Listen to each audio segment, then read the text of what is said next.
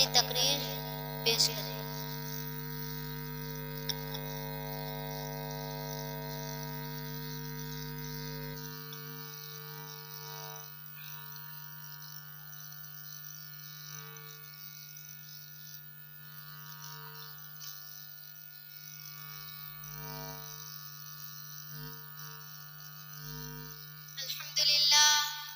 الحمد لله رب العالمين والعاقبة للمتقين والصلاة والسلام على خير خلق محمد وعلى آله وأصحابه أجمعين، أما بعد، فأعوذ بالله من الشيطان الرجيم، بسم الله الرحمن الرحيم.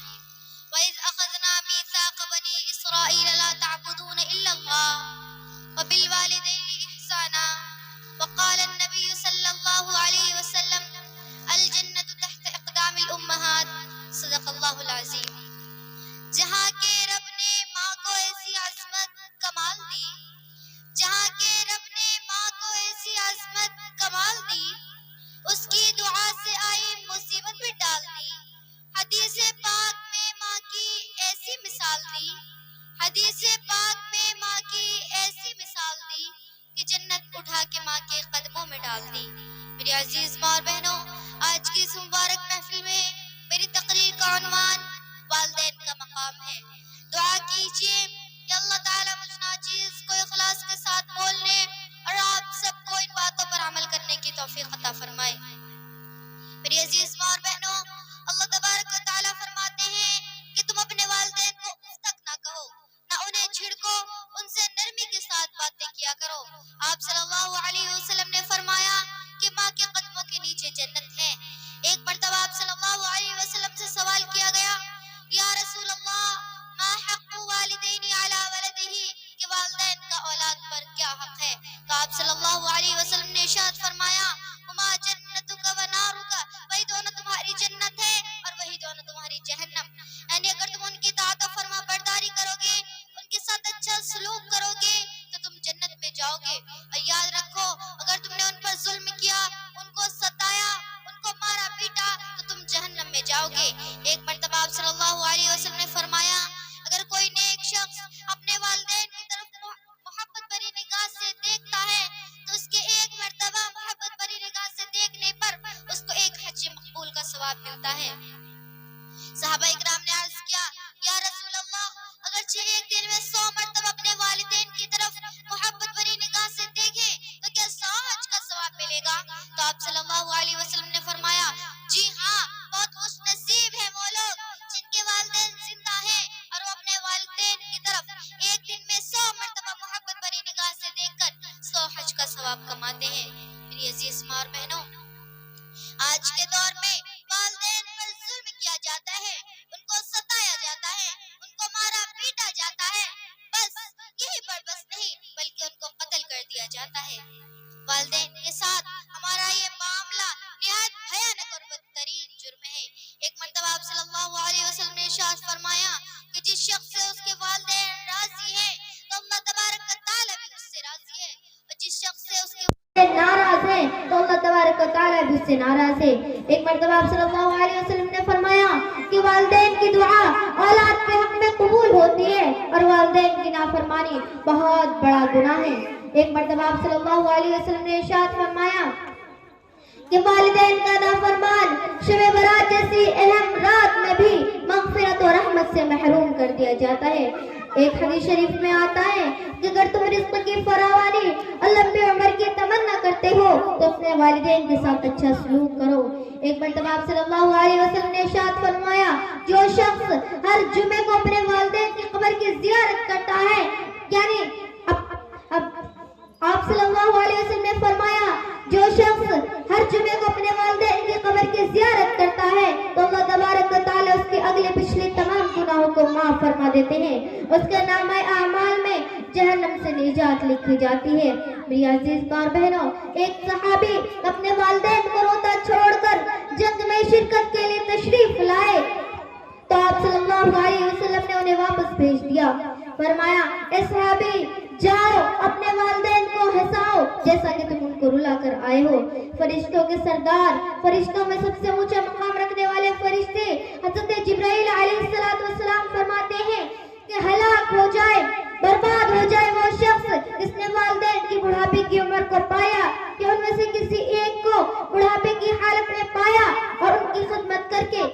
آپ کو جنت کا مستحق نہ بنا لیا۔ آپ صلی اللہ علیہ وسلم نے اس بددعا پر آمین کہا تھا۔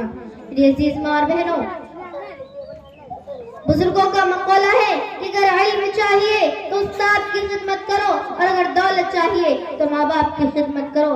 میری عزیز ماں اور بہنوں، ایک مرتبہ دائی سعدیہ حلیمہ رضی اللہ تعالی عنہا آپ صلی اللہ علیہ وسلم کے یہاں تشریف لائیں تو آپ صلی اللہ علیہ وسلم انہیں دیکھ کر کھڑے ہو گئے اور اپنے جسم مبارک سے چادر اتار کر ان کے قدموں میں بچھا دیا۔ صحابہ اکرام حیران ہو گئے کہ دنیا کی ایک کون سی خوش نصیب عورت ہے جس کے لیے دونوں جہان کے سردار محمد عربی صلی اللہ علیہ وسلم نے اپنے جسم مبارک سے چادر اتار کر جس کے قدموں میں بچھا دی۔ پتہ چلا کہ آپ کی دودھ پلانے والی ماں دائی سعدیہ حلیمہ رضی اللہ تعالی عنہا ہے۔ میری عزیز ماں اور بہنوں، اندازہ لگائیے کہ آپ علیہ السلام نے دودھ پلانے والی ماں کو کس قدر عزت و آبرو سے نوازا ہے۔ میری عزیز ماں اور بہنوں، ادھر حضرت اویس قرنی رضی اللہ تعالی عنہ کو دیکھ لیجئے کہ اپنی ماں کی خدمت اور بیماری کی وجہ سے پوری زندگی آپ صلی اللہ علیہ وسلم کی خدمت میں حاضر نہ ہو سکے۔ آپ صلی اللہ علیہ وسلم کو ان کی عادت، ان کا ایک طریقہ اتنا پسند آتا کہ آپ صلی اللہ علیہ وسلم نے فرمایا، اے میرے صحابہ، اگر تمہاری ملاقات اویس قرنی سے ہو تو استغفار کی دعا کرانا، اپنے لیے مغفرت کی دعا کرانا۔ میری عزیز ماں اور بہنوں، ایک بڑے جلیل القدر صحابی، بہت بڑے صحابی ہیں حضرت علقمہ رضی اللہ تعالی عنہ۔ وہ بہت نیک صحابی تھے، مگر وہ اپنی بیوی کو اپنی ماں پر ترجیح دیا کرتے تھے۔ ان کے اس عمل سے ان کی والدہ ان سے ناراض رہا کرتی تھی۔ جب حضرت علقمہ کی موت کا وقت آیا تو صحابہ اکرام کی بہت کوششوں کے باوجود ان کی زبان سے کلمہ طیبہ جاری نہیں ہو رہا تھا۔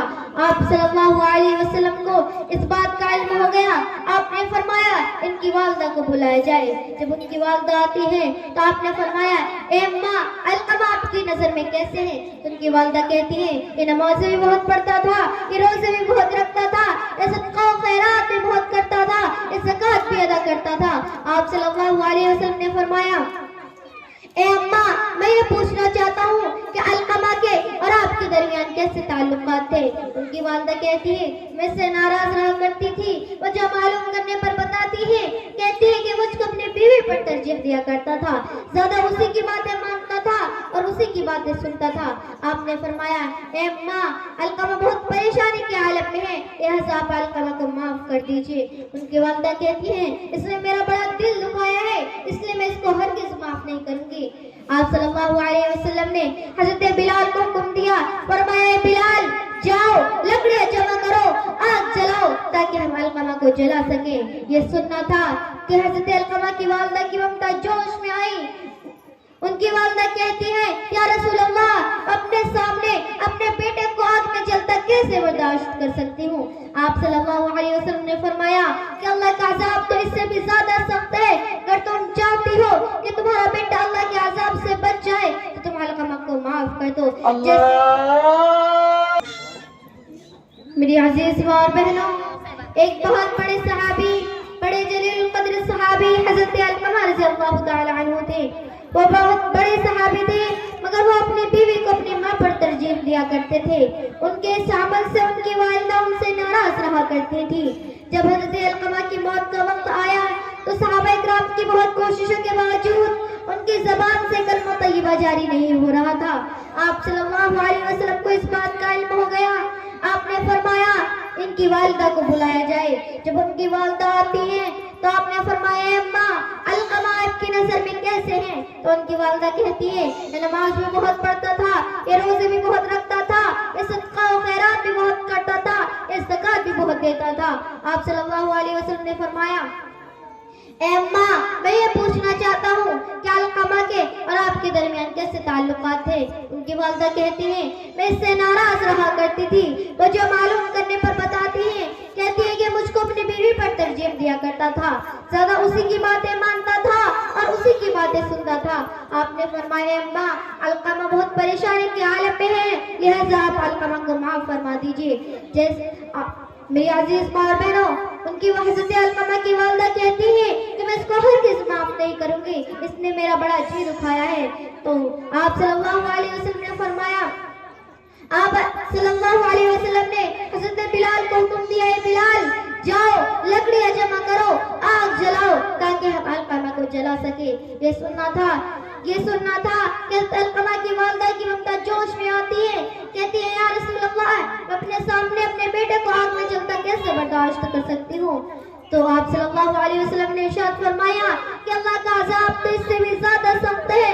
اگر تم چاہتی ہو کہ تمہارا بیٹا اللہ کے عذاب سے بچ جائے تم حضرت علقمہ کو معاف کر دو. جیسے ہی حضرت علقمہ کی والدہ حضرت علقمہ کو معاف کرتی ہے فوراً ان کی زبان سے کلمہ طیبہ جاری ہو جاتا ہے اور ان کی روح پرواز کر جاتی ہے. آپ صلی اللہ علیہ وسلم نے حضرت علقمہ کو مدینہ کے قبرستان میں دفنا کر فرمایا اے مہاجرین و انصار تم میں سے کوئی بھی اپنی بیوی کو اپنی ماں پر ترجیح نہ دے, اور جو بھی اس طرح کرے گا نہ اس کے فرائض قبول ہوں گے نہ اس کے نوافل قبول ہوں گے نہ اس کی تسبیحات قبول ہوں گی نہ اس کی کوئی عبادات قبول ہوں گی. میرے عزیز ماں بہنوں, عربی کا مقولہ ہے الانسان عبد الاحسان, کہ انسان احسان کا غلام ہے. والدین کے ہم پر اس قدر احسانات ہیں کہ اگر ہم چاہیں تو زندگی بھر اس کا بدلہ نہیں چکا سکتے. میری عزیز ماں اور بہنوں, ماں بچہ پیدا ہونے سے پہلے مسلسل 9 مہینے تک حمل اٹھاتی پھرتی ہے. اس کے سونے جانے کا, چلنے پھرنے کا, کھانے پینے کا, حتیٰ کہ ہر چیز کا نظام درہم برہم ہو جاتا ہے. نہ دوڑ سکتی ہے, نہ بھاگ سکتی ہے, نہ کود سکتی ہے, نہ پھاند سکتی ہے, نہ اپنے من پسند کا کھانا کھا سکتی ہے اور نہ میٹھی نیند سو سکتی ہے. اور بچے کی پیدائش کے وقت درد ذہن ماں کو اس قدر تڑپاتا ہے, اس قدر پریشان کرتا ہے کہ اس کا اندازہ ایک ماں کے سوا اور کوئی نہیں لگا سکتا. اور بعض مائیں تو اس درد کو برداشت بھی نہیں کر پاتی اور اپنے بچے کی خاطر اپنے جان تک کو قربان کر دیتی ہے. میری عزیز ماں بہنوں, بچہ پیدا ہونے کے بعد اسے نہلاتی دھلاتی ہے, اس کے گندے کپڑوں کو بدلتی ہے, بار بار پاخانہ پیشاب صاف کرتی ہے, اس کو دودھ پلاتی ہے, اس کو اپنے سے جدا نہیں کرتی. اور اگر بچہ بیمار ہو جائے تو رات بھر بیٹھ کر گزار دیتی ہے. ماں اپنے بچے کے لیے اتنا بڑا مجاہدہ برداشت کرتی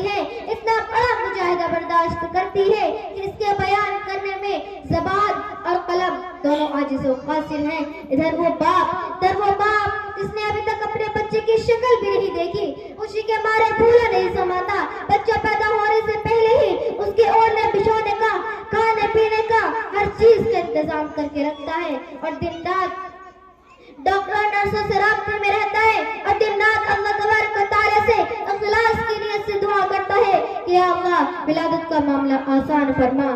میری عزیز ماں بہنوں, یہی وہ ماں ہے جس کے پیٹ میں تمہاری یہ آنکھیں بنی جن آنکھوں کو تم اپنی ماں کو دکھا رہے ہو. یہی وہ ماں ہے جس کے پیٹ میں تمہاری یہ زبان بنی جس زبان سے تم اپنی ماں کو گالیاں بک رہے ہو. یہی وہ ماں ہے جس کے پیٹ میں تمہارے یہ ہاتھ بنے جن ہاتھوں کو تم اپنی ماں پر اٹھا رہے ہو. یہی وہ ماں ہے جس کے پیٹ میں تمہاری یہ انگلیاں بنی جن انگلیوں کو تم اپنی ماں کو دکھا رہے ہو. یہی وہ ماں ہے جس کے پیٹ میں تمہاری یہ کان بنے جس سے تم غیروں کی باتیں سن کر اپنی ماں کو ڈانٹ رہے ہو. میری عزیز ماں بہنوں, یہی وہ ماں ہے جس کے پیٹ میں تمہاری یہ قدم بنے, تمہاری یہ پیر بنے جس قدم کو تم اپنی ماں کے خلاف ورزی چلا رہے ہو. میری عزیز ماں بہنوں,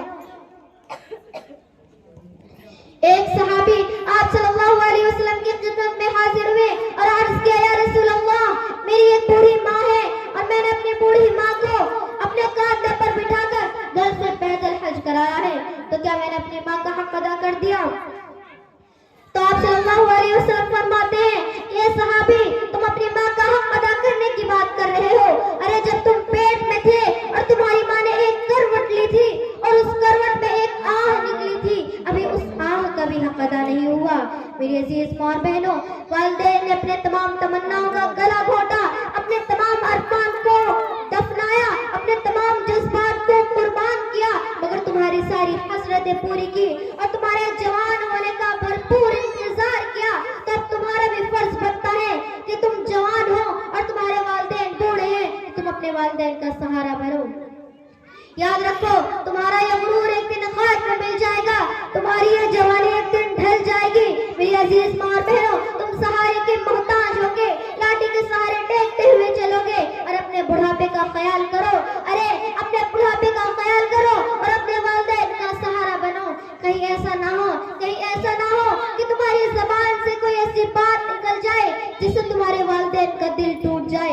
اور دل سے بددعا نکلے اور بددعا جا کر عرش اعظم کو ہلا دے.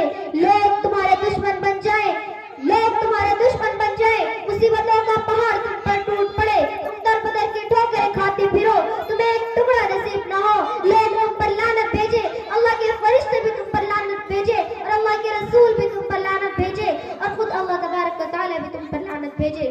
دعا کیجئے کہ اللہ تبارک و تعالیٰ ہم سب کو ماں باپ کی خدمت کر کے جنت حاصل کرنے کی توفیق عطا فرمائے. آمین. وما علینا الا البلاغ المبین. السلام علیکم.